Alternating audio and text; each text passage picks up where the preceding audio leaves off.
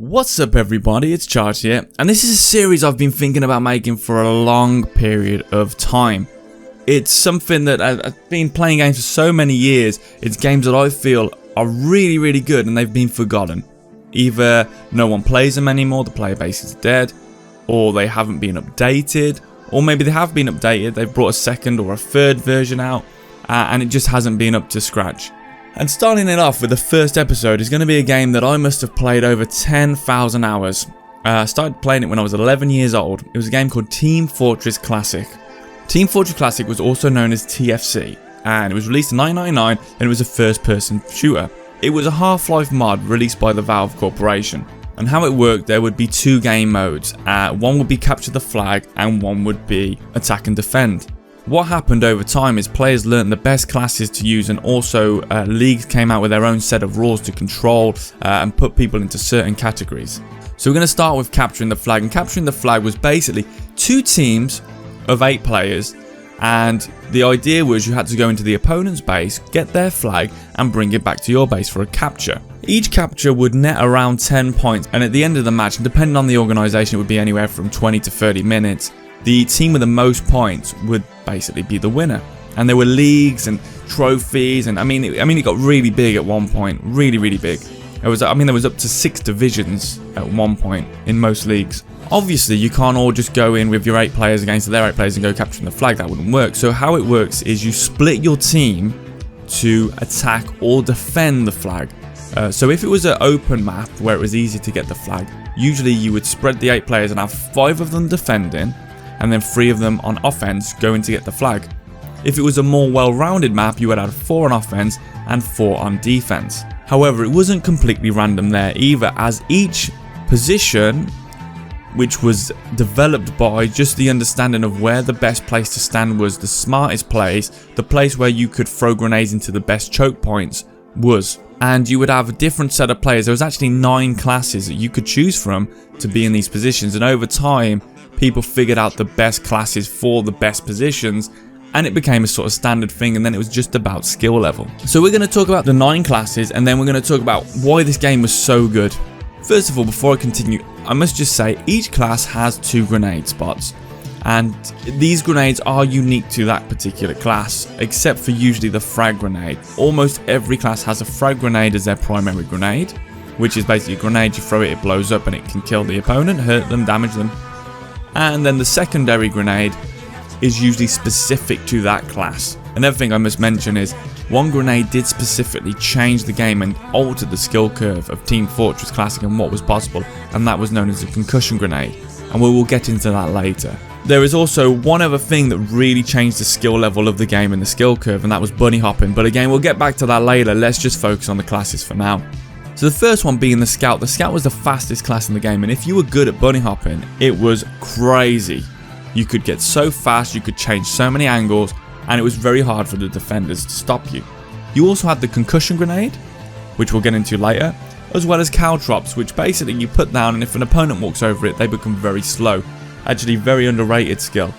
Scouts are primarily, always used for offense. You will never see a scout in a defensive position, as the scout's job is literally to go and get the flag. Not to cause damage, just to go, maybe concuss a few people with the concussion grenade, we'll get into that later, but just get the flag out. The second class in the list is the Sniper class.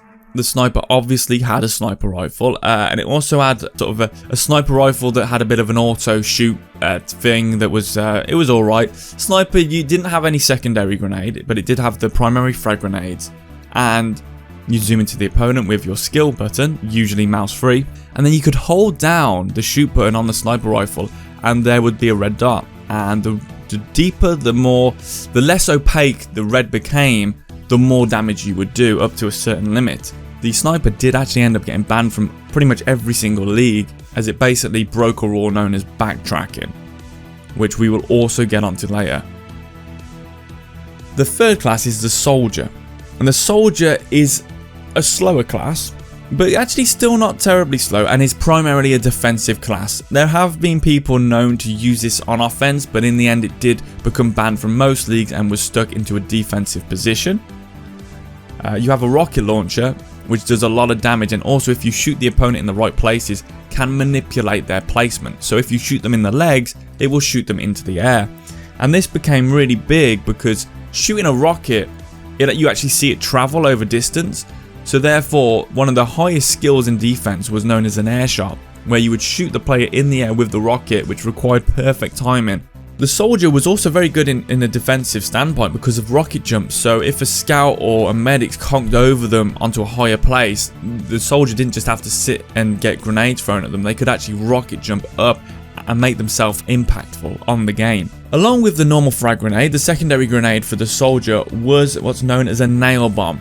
A nail bomb would basically spin, releasing nails, and once it had done that for a few seconds, it would just blow up. I should also say as well, the nail bomb could be glitched because when you threw it, it would actually land on the floor, and when the timer was up, which was a 3-second bleep, it would raise. So if you released it as it was about to go off into the ceiling area, it would actually raise into the ceiling, and so when it blew up, it would do lots of damage through the walls and stuff like that. The fourth class is the Demolition class, the Demo Man. He's armed with a grenade launcher, a blue and a green. The green one, you can put the pipes down and then you can set them off whenever you want using your special button. Or you've got a blue one. The blue one will go off after a few seconds unless it directly hits a target. Demo men weren't big actually in the middle, let's call it the middle days when TFC was big. Demo men weren't really used, and it's now later and actually in the very early days where demo men were used a lot. Now primarily the demo man will pipe the flag, and the reason the demo man is so useful aside from being able to pipe anyone who stands on the flag is also because of the grenades. It has a standard frag grenade on the primary slot, but on the secondary slot it has what's known as a MERV grenade. A MERV grenade is a fuse based grenade that basically in this game it explodes once, and all the secondary grenades within the MERV will spread out, and then those will also blow up individually.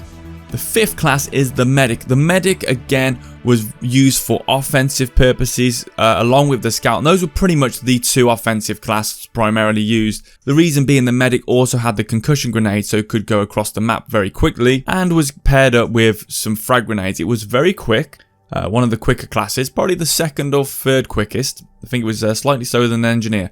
Very good class. Had a strong nail gun, had a strong shotgun, and was primarily used to either be a bit more tanky and go for the flag and get out, or as a bit of a deathmatcher, as a bit of an attacker to try and take out the opponents. A lot of it would come down to the player's individual style. Did they want to just go in and get the flag and get out, or did they want to cause a bit of a ruckus? Okay, now we've got the heavy weapons guy, the HW guy. The HW guy was armed with a powerful minigun, can sustain more damage than any other class as it has 300 armor. However, to flip on that, the HW is by far the slowest class in the game. The HW guy also has the frag grenades and the MERV grenades, very similar to the Demo Man, which is very, very good for crowd control, especially if used in choke points, which are areas where there's a lot of traffic, basically very hard to escape a specific area.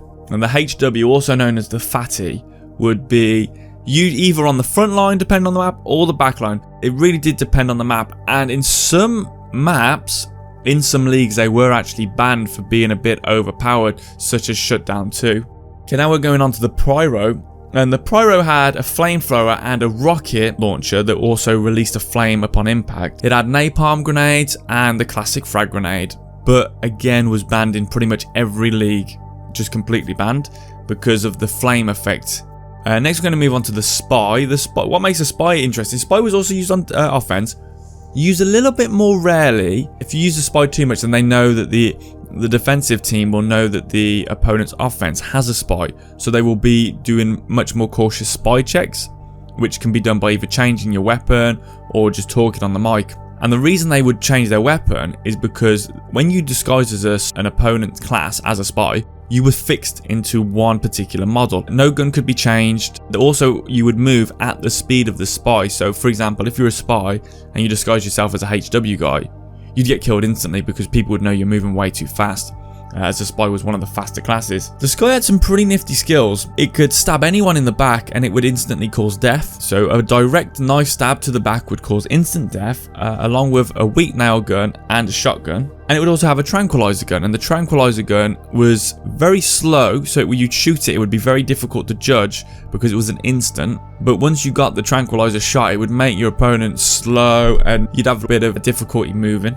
And they also had the standard frag grenade, and they also had an hallucination grenade. And the hallucination grenade, you drop it on the floor and basically little sparks or gas, I think it was, would actually come off the grenade.